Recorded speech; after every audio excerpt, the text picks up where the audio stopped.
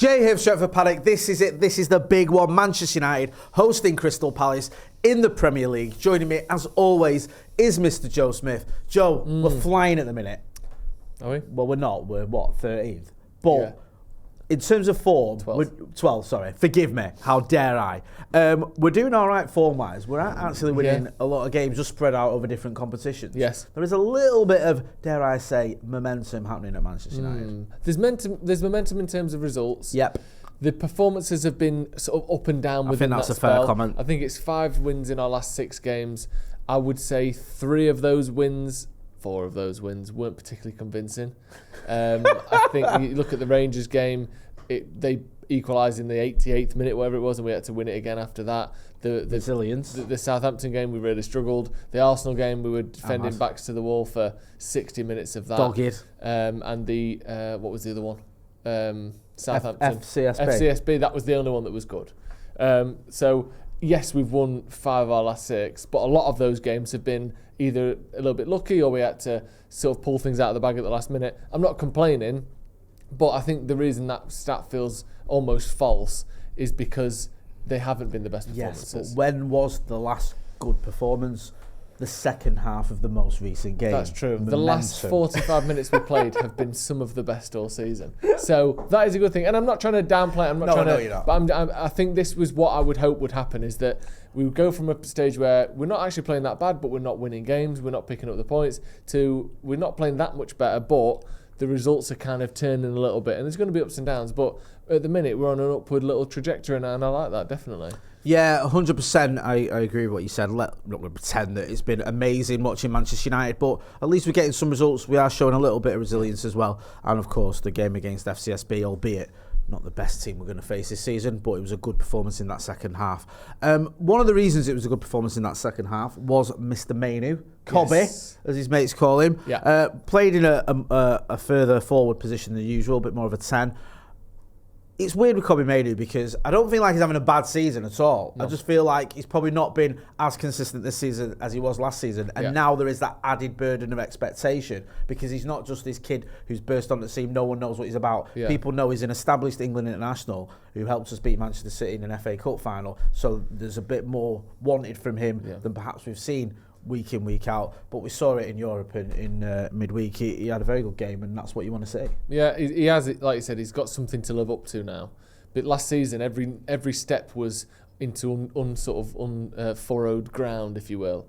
Now you can look and see what he's done and see what people expect of him, and people want him to carry on that, and actually people want him to keep improving on that. And it's hard to do because he was so good last season and so surprising last season. But I think we spoke before the game against FCSB, and I sort of worried how Mainoo would fit in as a number 10 for United. Like, who does he kind of displace in that team? Is it Ahmad? Is it Bruno? I didn't necessarily see either of them dropping out. But what worked really well in that game was getting the ball further up the pitch. And I said this in the post-match review of that game, but I think that we kept the ball in the final third, which meant that Mainoo didn't get exposed for one of his weaknesses, which is he's not particularly great over 30, 40 metre sprints, and that's one of the things that can let him down at times, is tracking his man and making those long runs where his lack of pace can get exposed. The game was so compressed, it was all being played within 5-10 yard passes, and he's brilliant in those scenarios. So if you can expose and kind of reiterate his strong suits, you can get a very good performance out of him, which we did. And United need to do more of that. Bruno, Ahmad, Mainoo, all in those positions looked good when they were playing. And I think getting further up the pitch, you can see that more often. I thought it was brilliant. It was mad, that start of it, his first start in Europe. It's just like, you forget that this is a player who's new. He's made his debut in November 2023, and it feels like he's been around for ages. Yeah, he's still a very young footballer who hasn't played that many games in the grand scheme of things, but he's certainly one of the best young talents in the world. I truly believe that, and he still shows us that.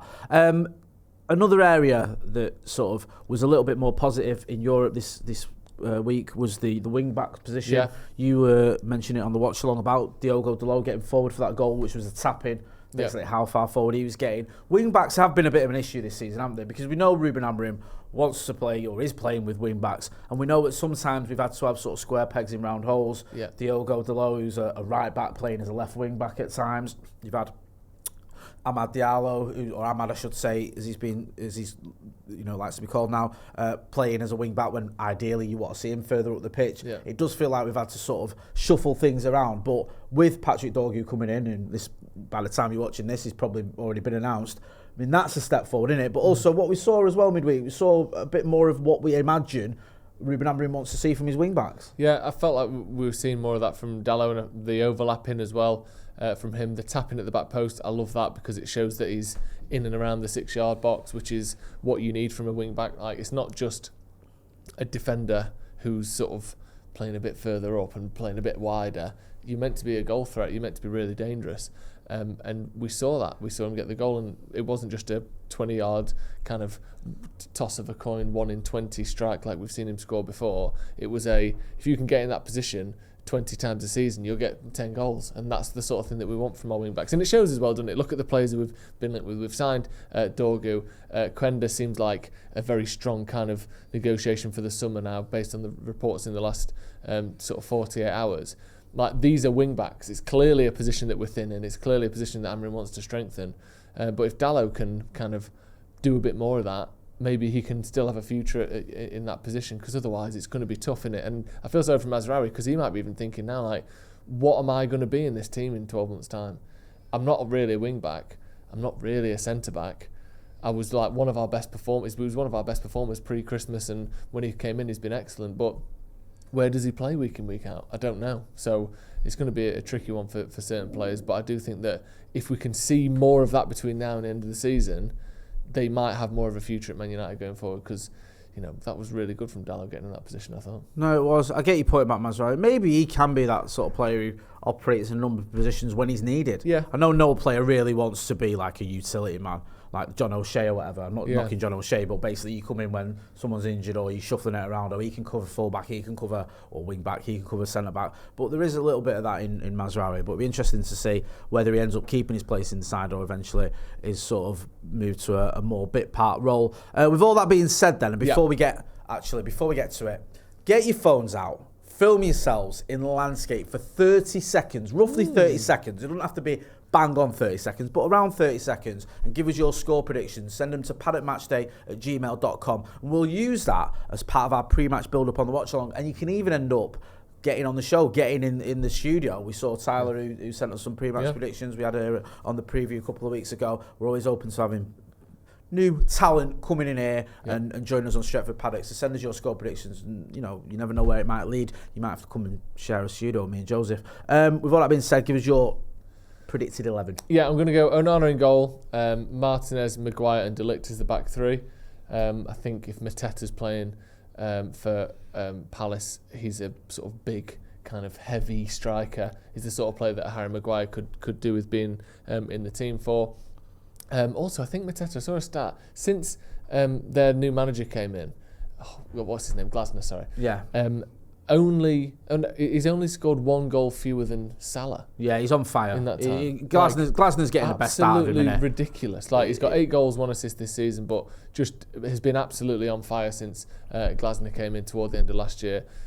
So I think Maguire, as a bit of physicality there, can kind of match Mateta a little bit. So I've brought him in. Then I've got Dallo and Mazraoui as the 2 wing-backs. I know we played Malacia last time, but I think he'll probably want a bit more sort of security. Yeah, we've really struggled against Palace. I think we've not won any of our last 4 games against them.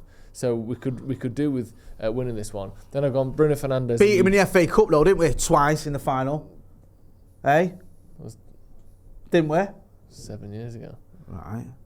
Okay. Do you know what I mean? You're acting like it don't count. No, it does count. Just say the last 4 games in that. Learn to read to 4, mate. Not hard. Fernandes and Ugarte as the 2 number 8s in midfield. I'm going to put Mainoo up further alongside Amad in behind Højlund. I'm going to stick with Højlund. He's struggling. He's not playing very well.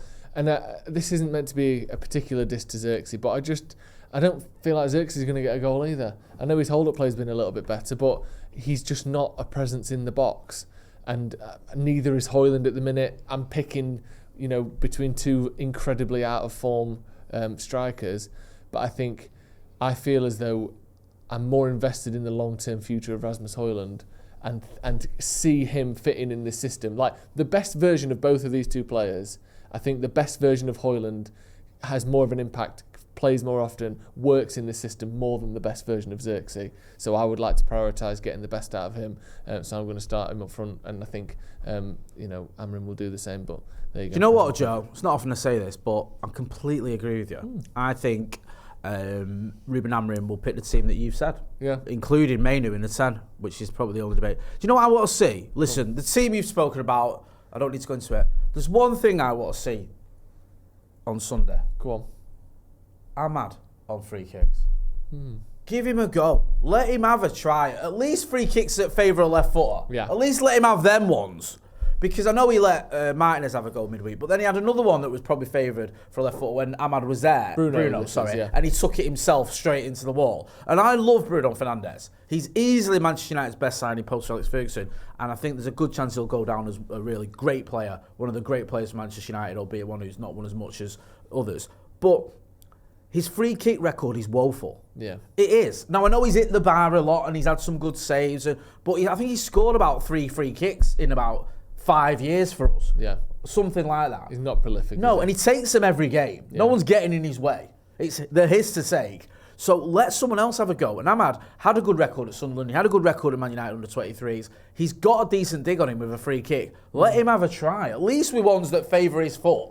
Do you know what I mean? Yeah, it's like, come on, man. Because it just feels so deflating when you see Bruno stepping up for free kicks. You've got that air now, haven't you? Remember when it was like Ronnie with Portugal, where he went, he got like 6 years, whatever it was, I can't remember the exact figure, where he took ridiculous amount of free kicks without scoring. Yeah. You just don't expect Bruno to score anymore. You just don't. It's like, well, he's not going to score this. No. So let Ahmad have a go. I know it's Bruno's prerogative. He's the captain, senior player and all that. But I'd like to see Ahmad on free kicks. That's my big contribution to this discussion. I'd like to see that as well. Yep. Let's talk about Crystal Palace. And you've mentioned there, Mateta, who's obviously doing very well. A player that I used to really like, Ismail Sarr, is there. I think when he was at Watford, we were linked with him a little bit. They've got players that are useful, haven't they, Palace? They on their day, they're a bit like United on their day. They can cause anyone problems. They've got Eze as well, who's a very good player. We saw that not that long ago at their ground where he embarrassed Casemiro. Yeah. I mean, you're right, the record is very good if we ignore the 1990 FA Cup final and the 2016 FA Cup final, of course. But in the league recently, as you point out, they have got one over on us. The problem is, will Eze still be sort of wincing from that 1990 FA Cup final? Well, I think that hurts you. That will still be affecting him. Result that happened probably about 10 years before he was born. Yeah. I wonder if he's over that. I think he wakes up in the middle of the night screaming Lee Martin's name. I hope so. And that's not because Lee Martin's in the room. That's because it's bad dreams, isn't it? You know what I mean? Yeah, I'm sure he does. We all have it at one time or another. But yeah, they're a good team. They're one of those teams that they obviously finished last season incredibly strongly and then started pretty badly this year. Yeah. The Glasner effect, I should say, the Glas smashed a little bit, didn't it? Huh? Hello? Yeah, it's on. Yeah. There's some crack in the glass there. But they've picked up a bit recently. They look like a decent side. They're just one of them, aren't they? They've got some good players. Like we said, they kind of rely on moments a little bit. Mateta's a decent player. Eze can do it, but he's kind of infuriating at the same time. And I think Sarr would fall under a similar category where on their day they're very good. But if we were linked with Eze, weren't we, in the summer? And Elise, but we're linked with Eze. And you think, he comes in and gets 2 goals and 5 assists for us. He'd be slaughtered for that, and yet he's considered a top player at Palace. So I think they're very much a stifleable team, if that's even a word. And I hope that we can play more like we did in Europe, which is easier said than done. Keep the ball, hold the possession, and create chances through the runs off the ball, which we're actually there consistently in midweek, and I think that we should be able to beat them. But it's a similar matchup, like I said. We've been awful this season. They've been pretty much how good they are-ish. And I think we've got more space to move on and progress, so I think we should win. It's interesting. I think Wharton's out because there's all that debate, wasn't there, about Kobe Mainoo and Adam Wharton, who should start from England and all that, and I think that was just a bit of nonsense, to be honest with you. Also, Trevor Chalobah, who was at Palace, wasn't he? Chelsea recalled him. Had him back, yeah. And I saw a few Palace fans online who were sort of lamenting that saying that he'd been a really useful player for them this season, Yeah. and that obviously now he's no longer an option. So, no, they're missing a couple of key players. But like you said, Joe, it's one of those, isn't it? Like, if we turn up, and I always say this almost every week, we will beat Crystal Palace. Yeah. The issue is, as your stats prove, more often than not, we don't. With that being said, give us your score prediction. I think we're going to win this one, and I'm hoping that it can be a bit more of a convincing one as well. And I'm not going to go 3-0, 4-0, anything like that, just because we look decent against a poor side in Europe. But I'm hoping that we'll see at least a couple of goals. So I'm going to go 2-1, and I know that's not particularly convincing, but I think it'll be a 2-1 where you look at the entirety of the picture after the game and say, actually, we thoroughly deserved that today, and it should have been 3 or 4. I don't think we're going to become prolific out of nowhere, but I think it'll be a good, strong 2-1 win. I like that. I do. What are you saying? I completely agree. I'm going to go 2-0. Not completely then. I agree with everything you've just said. So I'm going to go with 2-0.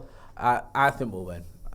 I think if he keeps a strong team, and I think the fact that Manuel Ugarte got a bit of a breather as well, which was good to see midweek. I think those little marginal gains could help us. So I'll go 2-0 Manchester United. I fancy Kobe Mainoo and Ahmad with a free kick. There you go. Let's have that. I'm going to back Højlund to score again. So I'll go Højlund and